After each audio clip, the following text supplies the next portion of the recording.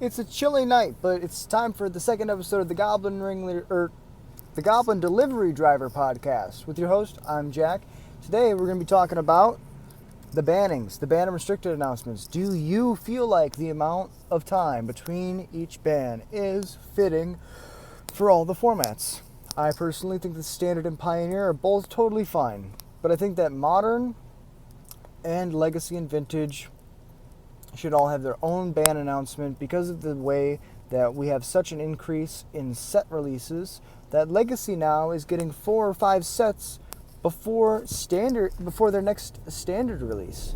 So the amount of times where you have a standard card that's needed to be banned is going to be probably 1/4 as much as often as you would have a standard card, or your standard bans are going to happen at the 1/4 of the speed of your legacy bans. So it should be fitting that the accelerated ban cycle, there should be an accelerated ban cycle for the older formats.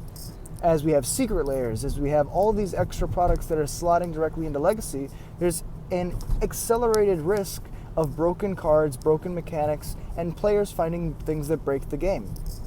I feel like Vintage and Legacy could be lumped in together, but it's probably effective to have a individual ban committee per each format.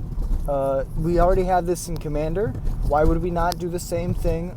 Have a specialized group of individuals who are a mix of brewers and spikes, all working together to try to manage a format that they love. Instead of having a bunch of business people and people who have vested interests in trying to keep a business going and profits optimized, instead you have groups of individuals per format that love what they do. They love their format. They want to keep it healthy and happy, and they just want to better the entire community as a whole. Having these people who specialize in these separate formats, poring over data, poring over the knowledge that only Wizards has access to, I think would be an only positive thing for the format, for all formats, for the game as a whole. You don't need to try to. At first, it was 2 weeks, and then it was no bans, and then it was, we're going to ban once a year, and then it was 3 times a year. And so instead of trying to jump around and fit the ban schedule to what people think they need, instead there should be a focus on finding out, what time period works best for each format separately, and then setting up a schedule concurrent to that, right? If Legacy usually needs a ban every 2 months, right, because a new deck rises to the top, it gets homogenized, the spikes start playing the best deck, the people who are brewing stop brewing because they can't beat the best deck. A good example of this is Frog. A good example of this is Grief. I feel like if you have these kinds of things happen at a repeatable time period, right, you just take that interval and you make that your ban cycle, right? How often do we have bans every 2 months? How often do we have bans every 2 weeks, right?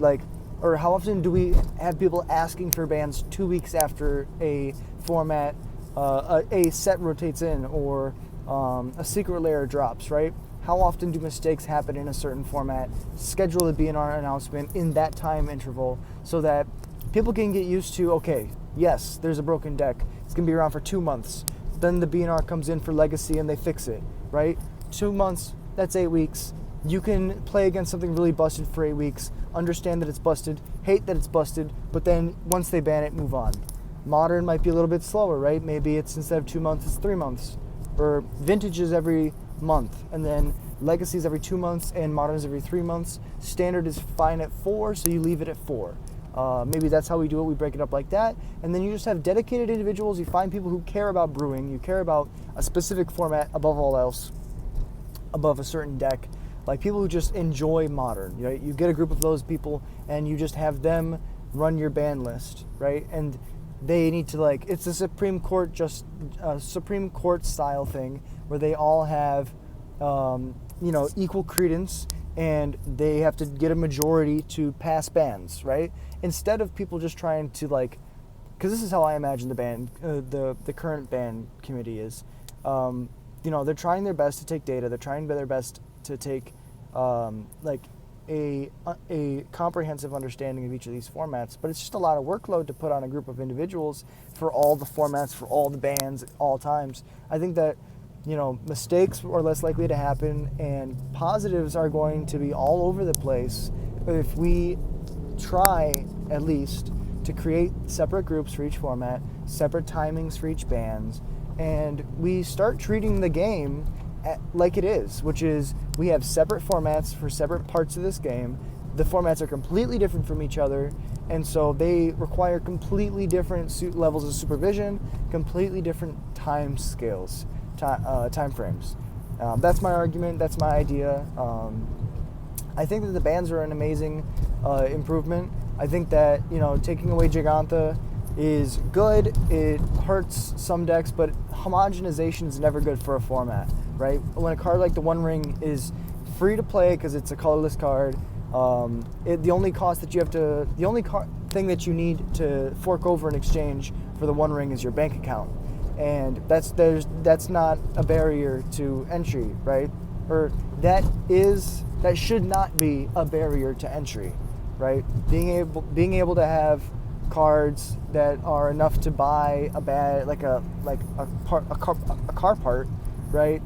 And it's not about the monetary issue. The monetary issue is not the problem. The problem is homogenization when brewers don't feel like they can brew and they can play their fun cards. Instead, they have to play the One Ring because it gives them protection and buys them a turn and it draws them cards and. So the One Ring was a good ban. Giganta was a good ban. I think that Amp Raptor should have been Guida Souls, but I think that, taking a card away from Energy is going to make people step back and try to play something else. I had a lot of people who even played Energy tell me that it was a homogenizing gameplay. The playing Boros, it was just always the same thing, and so they didn't want to play it. Boros Energy players, this is going to be a shocker, but people don't like playing the best deck if the best deck is boring. I had a friend who loved playing Nadu because Nadu required thinking and he required to do creature combo things. Boros Energy is really boring because it's a super aggressive, straightforward aggro deck that wins in two ways. You either kill them with the Guida Souls and flying creatures, or you kill them with the Flage. That's it. That deck was very straightforward. You could try to hit it out, but it really was resilient because it had so much removal and so many different kinds of threats. I think that banning Raptor is good because it's going to encourage people to do other things, and people want to be doing other things in Modern. It's a brewer's format, and you're seeing that now with Splinter Twin unbanned, Green Sun Zenith unbanned, Mox Opal unbanned, and Faithless Looting unbanned. I think all of those cards are totally fine. I think Mox Opal is the one that's nobody really asked for Mox Opal to be unbanned, and so that's kind of interesting that they chose to do that. However, I think that to give people a card from Affinity back gets a lot of those old grinders back into the game. And you know what? I want to play against more people. I want to play against good Magic players. And if it brings the good Magic players back to have Affinity be played, by all means, bring it back. If they have to ban it, they'll ban it. But that goes back to my earlier point, right? How often are we looking at these formats where an unban is a bigger issue, right? Standard has no changes, so 4 months from now, nothing's going to change, bans-wise, right? Unless something really busted gets printed. But the standard time schedule is spaced out enough where that makes sense, right? You can have a busted card come out in 2 months because the next ban schedule is going to be 2 months after that. So that fits in the window I was talking about. However, in Legacy, right, if a new card comes out next week, right, and it's busted all hell, they have to wait 4 months to be able to get to a spot where they can do something.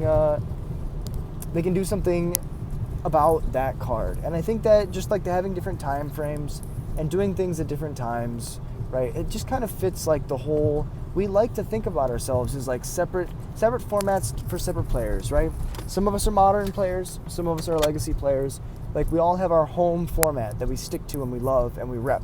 Like I'm a Modern gamer, Modern is what got me. I love playing Standard, I love playing all these different formats, but Modern is my baby. I'll play Legacy, I'll play Pioneer, I'll play Standard, I'll play Pauper, I'll play Commander. Modern is my baby. And I was really excited to see what they were going to do with the unbans, and I'm super excited to see where the format goes from here. I think that it's only positives, only healthy things, and I think that, change is always good. And so as long as they're willing to keep changing things, as long as they're willing to not lock themselves into one type of thing, don't be wizards. You are by nature creatures of innovation. You have to create cards, you have to do new things all the time. Try this. Try getting a group of individuals together, maybe 5 or 7 per format. I know that's a lot, right?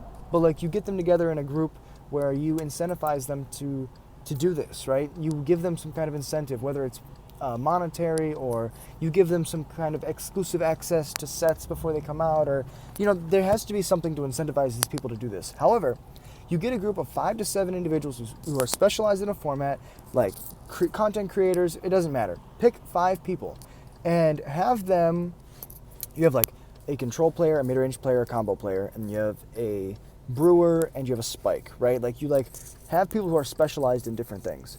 And then you have them vote on each of the vote on how often that format should have bans and restricted announcements.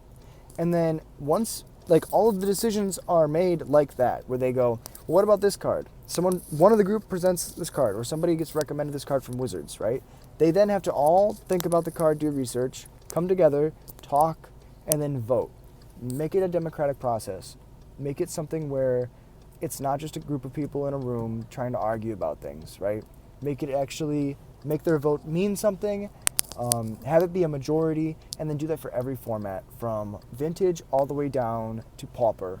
You know, Commander has its own ban restricted announcement. Why can't all these other formats have it too? I feel like it's going to make all formats feel more ironclad. A lot of us talk about how Wizards don't like to support formats besides Standard, and now Commander, and now Modern. So I would really like to see them take these actions where they split up all the formats. They say, hey, these are all important parts of Magic. And because they're important parts of Magic, we're going to give them their own ban restricted announcements. We're going to have our own ban restricted groups for each of these formats. And we're going to show you, the Magic player, that we're not just going to leave you in limbo for 4 months while something's broken, right? Because if it's Wizards making those decisions, they'll do that. But if it's 5 Magic players who play the game, play against these cards, and they know that they need to be banned, right? They're more likely to take action. They're more likely to not let us sit in the pain. So I feel like that's a good way. That's a good check. You make the ban and restricted announcements not come from Wizards. You make them come from players who work for Wizards, if that makes any sense. This has been the Goblin Delivery Driver Podcast, Episode 2. I just want to give a quick shout out to MTG Chicago, Boar's Hat Gaming, Tales from the Tap, Flex Slot, and NRG. Energy Store and Series, for all that they do. For all of everyone in that group, I want to say thank you to everybody who I just mentioned for being a pillar of the community and helping us grow. And if you want a podcast to watch, Tales from the Tap is a Magic podcast. The Jack and Cole podcast is on this channel. So if you haven't found that one already and you like podcasts, the Jack and Cole podcast is a podcast I do with my brother, and we talk about all things Magic related. Also, Tales from the Tap has their own YouTube channel where they do podcasts as well. On top of that, MTG Chicago is Paper Gameplay. If you want to go watch Paper Gameplay, I highly recommend MTG Chicago. And lastly, NRG, Nerd Rage Gaming. The store is live on Twitch on Wednesdays for Modern. And then they also have the NRG series where they do big 10K, 5K events. If you enjoy Paper Magic and you want to find a big event near you, I highly recommend Nerd Rage Gaming. The NRG series is what I would Google. NRG series on Melee is how you'd find that. Those are all the plugs. Those are all the homies that I know. Gotta support the community. I hope you guys have a beautiful day, and peace.